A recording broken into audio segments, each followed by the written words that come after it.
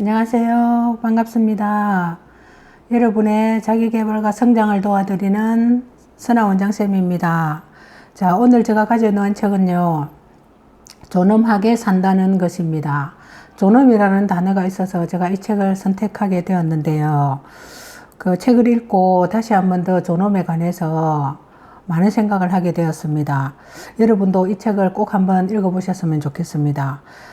자, 이 책은 게랄트 위트지엄, 박여명 옮김, 인플루엔셜에서 나온 책입니다. 자, 모멸의 시대를 건너는 인간다운 삶의 원칙. 그 다음에 독일 아마존 탑10 26주 연속 베스트셀러라고 하네요. 철학자 이진우 교수가 이 시대를 살아가는 모두에게 권하는 책. 당신의 죽음이 존엄하길 원한다면 먼저 삶이 존엄해야 되지 않을까. 저는 여기서 큰 감명을 얻었는데요. 죽음이 존엄하려면 삶이 먼저 존엄해야 되지 않을까요? 그런 생각을 갖게 되었습니다. 이 책에서 나오는 것처럼. 독일의 살아있는 지성 세계적 뇌과학자 게랄트 휘트가 던지는 개인과 사회를 흔들어 깨울 대담한 화두라고 하네요. 방향을 잃어버린 당신, 인간다움을 향해 살아가라. 인간의 축복받은 본능 존엄, 지금 가장 절실한 삶의 방식을 권한다 라고 합니다. 기술 만능주의와 환경 재앙, 기업의 착취와 개인의 탐욕, 존엄을 잃은 전 세계에 경종을 울린다 라고 하네요. 자, 여기서 제가 읽으면서 좀 더 감명 깊게 읽었던 그런 내용들을 한번 읽어보겠습니다. 인간을 인간답게 하는 것은 무엇인가? 우리는 어떤 방향을 향해 나아갈 것인가? 어떤 생각을 하고 말하고 행동할 것인가? 지금까지 이렇게 살아왔으니까 앞으로도 이렇게 살 것인가? 아니면 우리를 인간답게 해줄, 우리를 성장하게 해줄 삶의 다른 방향을 선택할 것인가? 지식의 양이 증가하는 속도는 점점 빨라지고 있다. 그야말로 지식 폭발의 시대다. 하지만 그 수많은 지식도 이 중요한 질문에 대한 답을 찾는 데 도움이 되지는 못한다. 사실 모든 지식이 인간의 행동에 직접적인 영향을 미치는 것은 아니다. 단순히 타인에 의해 주입된 지식이 아니라 스스로 선별하여 받아들인 지식이라 해도 그 영향력은 미미할 수 있다. 이는 자신을 돌아보면 금방 알 수 있다. 우리가 아는 것들 가운데 건강을 지키고 행복하게 살아가며 가진 재능과 능력을 발휘하는데 실제 사용되는 지식은 별로 많지 않다는 사실을 말이다. 그 사실을 인지하는 것과 그로 인해 마음이 움직이는 것은 전혀 다른 일이기 때문이다. 마음이 움직이지 않는데 행동의 변화가 일어날 리 만무하다. 반면 단순히 아는 것, 인지하는 것을 넘어 정말로 이해하기 시작했다면 이야기는 달라진다. 우리가 진정으로 이해한 지식이나 깨달은 사실은 두뇌의 감정적인 영역을 활성화시켜서 우리를 일깨우고 움직이게 해준다. 당신이 어느 날 갑자기 인생에서 가장 중요한 것이 무엇인지를 이해하고 깨달았다면 그 순간 이후로 당신은 결코 이전에 살아왔던 방식대로 살지 못한다. 무엇이 인간을 존엄하게 하는가? 라는 질문을 다루고 있는 책들은 이미 많이 있다. 그러나 이 책은 우리를 인간답게 하는 가치, 존엄을 어떻게 우리 삶에 되살릴 것인가에 대해 이야기한다. 더불어 우리 한 사람 한 사람이 전혀 인식하지도 못한 사이 존엄을 잃게 만들고 많은 우리 삶의 환경에 깊이 이해할 수 있도록 도울 것이다 라고 하네요. 자, 여기서 제가 잃어버린 기억들이라는 제목이 있고 여기 작은 스토리, 그러니까 이 저자의 어릴 때 그런 크면서 경험한 내용들, 직접 경험한 내용들이 있어서 굉장히 감명이 깊게 읽었는데요. 이걸 한번 읽어보겠습니다. 이 내용들을. 자, 잃어버린 기억들. 존엄하지 않은 삶이란 무엇인가? 내가 존엄하지 않은 태도에 관심을 갖게 된 이유는 매우 단순했다. 남들과는 조금 다른 몇몇 사람을 만날 기회가 있었기 때문이다. 그들이 타인을 대하는 방식이나 더 나아가 생명을 대하는 방식을 통해 나는 존엄하게 산다는 것이 무엇인가를 생각하게 되었다. 그 첫 번째 만남을 아직도 생생하게 기억한다. 11살 혹은 12살쯤이었던 것 같다. 늘 그렇듯 나는 친구 녀석들과 함께 학교 수업을 마치고 수포를 향하고 있었다. 우리는 당시 정처 없이 이곳저곳을 마음 내키는 대로 돌아다니며 방랑에 빠져 있었다. 나무를 타고 사과를 서리하고 올챙이를 잡고 스마트폰이 없던 시절 우리 세대가 했던 일들을 하면서 말이다. 우리는 그야말로 모험심이 강한 소년들이었다. 저녁이 되면 부모님은 우리가 한 명도 빠짐없이 무사히 집으로 돌아와 침대에 눕는 것을 확인해야만 비로소 안도의 기쁨을 누릴 수가 있었다. 물론 부모님과 달리 오후 내내 우리를 무엇을 했는지 묻는 사람이 없는 것이 우리의 기쁨이었지만 그렇게 방랑을 즐기던 어느 날 우리는 길을 잃은 한 노신사를 만났다. 이제와 하는 이야기지만 그 젠틀한 신사는 희고 덥수룩한 턱수염이 마치 콘트라 로렌츠를 연상시킬 정도였다. 특이하게도 노신사의 어깨는 가죽끈이 달린 철통이 걸려 있었는데 이는 수집한 식물을 넣는 식물 채집통이었다. 얘들아, 노신사가 물었다. 여기서 가까운 정류장이 어딘지 아니? 내가 자란 곳은 독일 중부의 튀링겔주에 있는 작은 마을 엠레벤이라는 곳이었다. 작은 시내가 졸졸거리며 흐르는 이 마을에서 나의 할아버지는 물레방앗간을 운영하셨다. 엠레벨은 무척 작은 마을이지만 그렇다고 노신사에게 길을 일러주는 일은 결코 쉽지가 않았다. 오른쪽으로 가서 왼쪽으로 그 다음 다시 꺾어서 숲을 빠져나가는 길이 상당히 복잡했으니까 우리는 차라리 버스 정류장까지 함께 가주겠다고 했다. 그럼 가자. 노신사와 함께 걷는 동안 우리에게는 일종의 계시와도 같은 일이 일어났다. 눈앞에 새로운 세상이 펼쳐진 것이다. 나는 숲의 지리를 어느 정도 파악하고 있었고 나무 몇 개는 이름도 잘 알고 있었다. 푹신한 담록색의 이끼와 가을의 낙엽을 밟으며 달리는 것을 얼마나 좋아했는지 모른다. 하지만 이 신사는 도통 똑바로 걸어가지를 않았다. 신사는 마치 비밀을 꺼내어 보내주기라도 하려는 듯 길 가장자리에 자란 잡초들까지 일일이 가리키며 이렇게 말했다. 이것 좀 봐 얘들아. 가는 동작꽃이라는 거다. 5월과 6월에 꽃이 피지. 그리고 저기 수풀에서 울새가 노래하는 모습을 보렴. 조금 더 뒤에 있는 건 솔새라고 해. 구분할 수 있겠니? 우리는 신사의 말에 주의 깊게 귀를 기울이며 그의 설명을 따라가려 했었다. 그 순간 우리는 미지의 세계를 탐구하는 탐험가라도 된 듯한 기분에 사로잡혔다. 그것은 우리가 여태까지 해온 방랑보다 한 차원 높은 경험이었다. 집에서 그리 멀지 않은 곳에서 우리가 꿈꾸던 탐험을 하게 된 것이다. 우리의 탐험은 그렇게 계속되었다. 이것은 미나리 아제비. 저것은 향이 강한 곰마늘. 점점 신사의 설명에 빠져들었다. 숲길은 너무나도 아름다웠고 그는 나긋나긋한 목소리로 이름을 부르기 전에 아무것도 아니었을 모든 것에 감동을 이끌어내었다. 생각해보면 이 모든 것이 특별하게 느껴진 이유는 신사의 설명 덕분이었다. 지금까지 내게 인생을 가르쳐 주었던 다른 어른들과의 그것과 달랐으니까. 대체 무엇이 달랐을까? 다른 어른들 역시 그 동식물에 대해서 충분한 설명을 해주었다. 다만 그들은 주로 그것이 어디에 사용하게 되는지에 대해서 이야기하곤 했다. 돼지는 도축하는 동물이고 당근은 먹을 수 있는 것이며 이 잡초는 농사에 방해되니 뽑아야 한다. 이런 식의 설명들이었다. 하지만 이 신사는 달랐다. 그는 똑같은 식물을 가리키며 우리가 보고 듣는 이 모든 존재가 얼마나 아름다운지 단지 그 아름다움만을 강조했던 것이다 라고 하네요.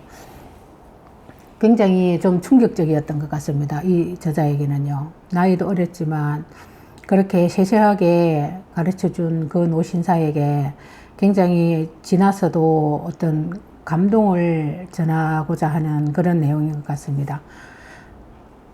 우리가 눈을 커다랗게 뜨고 더 집중해서 귀를 기울일수록 신사는 흥이 올랐다. 이제와 생각하면 그의 설명은 성경 마태복음 6장 9절과 조금 비슷하다. 목숨이 음식보다 중하지 아니하며 몸이 의복보다 중하지 아니하냐. 공중의 새를 보라. 심지도 않고 거두지도 않고 천국에 모아들지도 아니하네. 그 후 내 인생은 조금 달랐다. 그 작은 머릿속에서는 어느 날 느낀 인생의 아름다움에 대한 생각이 떠나지를 않았다. 나는 여전히 밖에 나가는 것을 즐긴다. 태양이 내리쬐는 날, 여름이든 봄이든 가리지 않고 자연으로 나간다. 그렇게 걷고 돌아다니고 보고 감탄한다 라고 하네요. 굉장히 이 이 저자에게는 그때 그 일들이 커서까지 영향을 미친 것 같습니다. 더 이상 벌레 소리는 들리지 않고 친구들과 함께 숲에서 그 노신사를 만난 지도 벌써 50년이 지났다. 굉장히 꽤 오래 만났던 것 같습니다. 그 이후로도. 나는 대학에서 생물학을 전공했고 이후 신경생물학자가 되었다. 인간의 신경계가 어떻게 기능하는지, 우리 뇌는 어떤 일들이 일어나고 있는지 알고 싶었기 때문이다. 그렇게 생물학을 전공한 것은 그 어린 시절에부터 만나왔던 노신사의 영향이 크지 않았나 싶기도 하네요. 자, 인간의 삶, 인생이라는 마법과 세상의 아름다움은 여전히 나의 큰 관심사다. 그간 읽은 수많은 책 가운데 특별히 내 마음에 남는 책을 고르라면 바로 미국 출신의 생물학자 레이첼 카서입니다. 침묵의 봄이라고 하네요.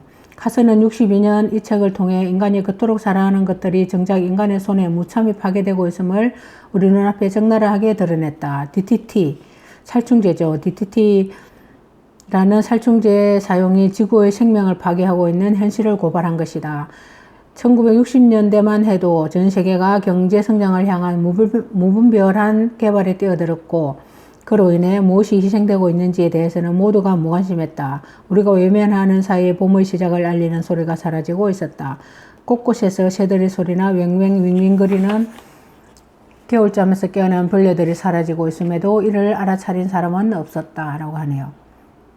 그렇기 때문에 당시 카슨의 믿기 힘든 주장에 사람들은 할 말을 잃었고 큰 충격을 받았다. 그 중에는 자리를 떨치고 일어나 탐욕스러운 기업과 이에 부역하는 경제학자들을 상대로 투쟁에 나서 세계적 규모의 환경운동을 일으키기도 했다. 의식 있는 시민들은 바다 깊은 곳에 가라앉은 쓰레기와 살림을 병들게 한 산성비를 막기 위한 환경단체를 발족했고 유럽 각국에서는 녹색당이 창설되어 국회에 입성하기에 이르렀다. 각종 환경단체와 시민들이 요구한 것은 오직 한 가지, 지구를 살리는 것이었다. 생명과 그 아름다움을 무분별하게 파괴하고 있는 현실을 가만히 손을 놓고 앉아 목도만 하고 있어서는 안 된다고 생각한 것이었기 때문이다. 자, 이들의 행동에는 힘이 있었고 이들의 참여는 영향력을 발휘했다. 물론 이들은 성과를 축하하기도 쓰디쓴 좌절을 아파하기도 했다. 그 기나긴 싸움 끝에 DDT의 사용이 금지된 지도 벌써 30년이 지났다. 하지만 이 살충제는 오늘날까지 남아 지구를 죽이고 있다라고 하네요.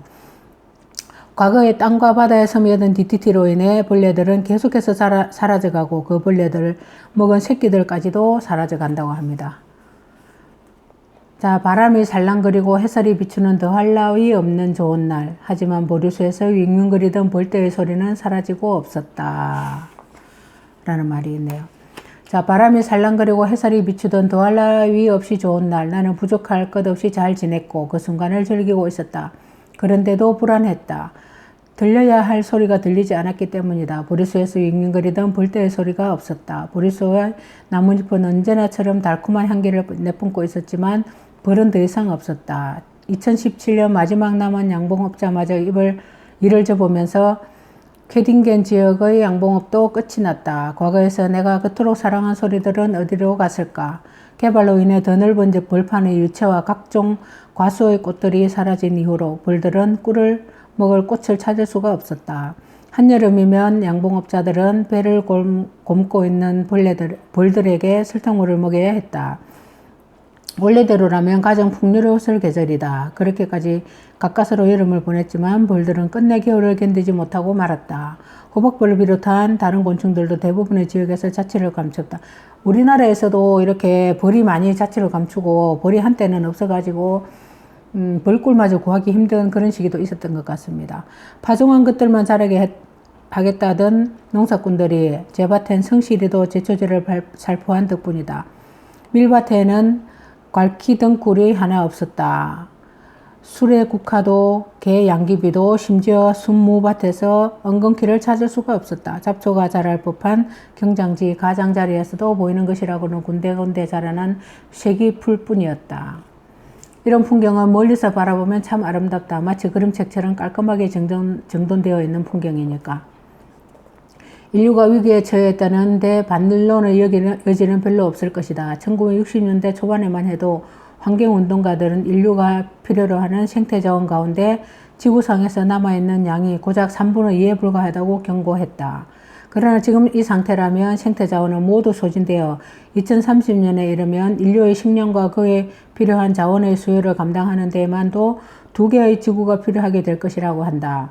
그마저도 2050년에는 3개의 지구로 늘어날 것이라고 하네요. 굉장히 중요하고 어떻게 보면 안타까운 그런 이야기인 것 같습니다. 죽음과 고통이라는 인간의 숙명을 뛰어넘으려는 이들의 시도가 과연 어떤 결과를 가져올 것인가? 우리는 그들이 가져올 미래를 두 팔 벌려 환영해야 하는가? 혹은 두려워해야 하는가? 만약 두려워해야 한다면 이들을 이렇게 막을 것인가? 이를 판단할 새도 없이 미래는 현실이 되고 있다 라고 경고하고 있습니다. 자, 지금까지 환경과 교육, 의학과 과학기술이 만든 현대인의 삶이 우리를 어떤 결과로 몰아가고 있는지 살펴보았다. 문제를 개선하려면 그들의 노력은 과연 그들의 원하던 결과를 가져왔는가? 만약 지금까지의 방법이 더 이상 통하지 않았다면 어떻게 해야 할까? 우리 집 정원의 나무 그늘 아래 앉아 이렇게 자문했다. 그리고 그 과정에서 답을 얻었다. 자, 우리의 자신은 물론 타인을 지키며 살아갈 수 있도록 돕는 내면의 나침반, 바로 존엄이 그 답이다 라고 하네요. 생명의 다양성을 파괴하거나 인간 내면의 다양성, 즉 모든 인간이 가지고 있는 저마다의 잠재력을 억누르는 누군가가 있다면 어떻게 해야 할까? 그 사람에게는 자신이 하고 있는 일, 자신이 살아가는 방식이 자신이 생각하는 존엄이라는 가치에 부합하는지를 돌아볼 기회가 주어져야 한다. 생각과 행동의 영역이 아니라 감정의 영역에서 자문할 수 있어야 한다. 자신의 행동이 자신의 존엄에 대해 가지고 있는 인식에 모순될 경우 내면에 일어나는 동요를 느껴봐야 한다는 말이다. 이렇게 해야만 자신의 존엄하지 않은 행동을 인지하는 것이 가능하다. 존엄한 인생이 무엇인지 아는 사람은 더 이상 존엄하지 않은 인생을 살 수 없기 때문이다 라고 합니다. 굉장히 어떻게 보면 굉장히 많은 생각을 해주게 하는 그런 책이었습니다. 자, 존엄하게 산다는 것, 존엄하게 산다는 것. 여러분도 한번 이 책을 꼭 읽어보시기 바랍니다. 지금까지 함께 해주신 여러분 감사합니다.